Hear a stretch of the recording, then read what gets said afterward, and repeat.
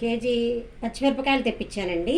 ఇవి ఉప్పు మిరపకాయలకి. ఉప్పు మిరపకాయలు అంటే మేము ఊరు మిరపకాయలు అని కూడా అంటాము.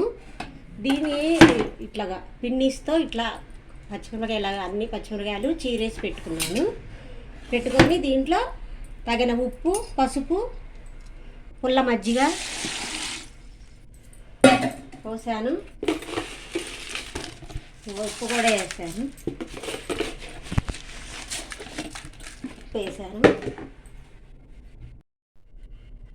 పసుపు వేసుకోవాలండి. అంటే పచ్చిమిరకాయలు కొంచెం బాగుండాలి కదా, అందుకని కొంచెం 3 స్పూన్లు వేసుకోవాలి. వేసి మజ్జిగ పోసాను కదా, మజ్జిగ, ఉప్పు, పచ్చిమిరకాయలు మొత్తం ఇట్లా కలిపేసి పైకి కిందకి 3 రోజులు బాగా ఊరిన తర్వాత అప్పుడు ఎండలో పోసుకోవాలి. అంటే రోజు కొంచెం సేపు తిప్పుతూ ఉండాలి. ఇట్లాగా కాసేపు మీకు ఖాళీ ఉన్నప్పుడు ఎప్పుడన్నా ఇంకా ఇలాగ కలిపి తిప్పి మూత పెట్టేసుకుంటే ఊరు మిరపకాయలు రెడీ అవుతాయి. ఊరు మిరపకాయలండి. ఊరు మిరపకాయలు అనొచ్చు, చల్ల మిరపకాయలు అనొచ్చు, దాని ఏంటి ఇంకా ఏదో అంటారు. ఊరు మిరపకాయలు, ఉప్పు మిరపకాయలు, చల్ల మిరపకాయలు అంటారు. 3 డేస్ నానబెట్టాము. నానబెట్టిన తర్వాత ఇవాళ ఆరబోస్తున్నాం. బాగా ఆరిన తర్వాత అప్పుడు మళ్ళీ చూపిస్తాం మీకు. ఓకేనా? డన్.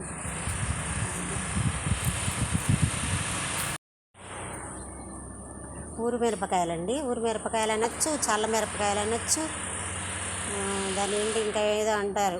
ఊరు మిరపకాయలు, ఉప్పు మిరపకాయలు, చల్ల మిరపకాయలు అంటారు. 3 డేస్ నానబెట్టాము. నానబెట్టిన తర్వాత ఇవాళ ఆరబోస్తున్నాం. బాగా ఆరిన తర్వాత అప్పుడు మళ్ళీ చూపిస్తాం మీకు. ఓకేనా? డన్.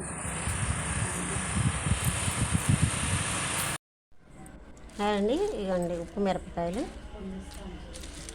ఇంకా ఇలా ఎండితే సరిపోతుంది. ఇలా విరగాలి. అప్పుడు చల్ల మిరపకాయలు, ఉప్పు మిరపకాయలు బాగుంటాయి. ఊరు మిరపకాయలు 3 భాషల్లో పిలుస్తారు.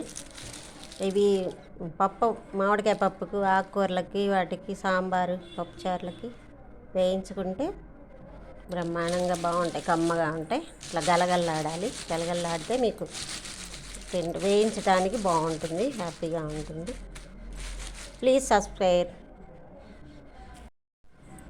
అండి ఇవ్వండి ఉప్పు మిరపకాయలు. ఇంకా ఇలా ఎండితే సరిపోతుంది. ఇలా విరగాలి. అప్పుడు చల్ల మిరపకాయలు, ఉప్పు మిరపకాయలు బాగుంటాయి. ఊరు మిరపకాయలు 3 భాషల్లో పిలుస్తారు.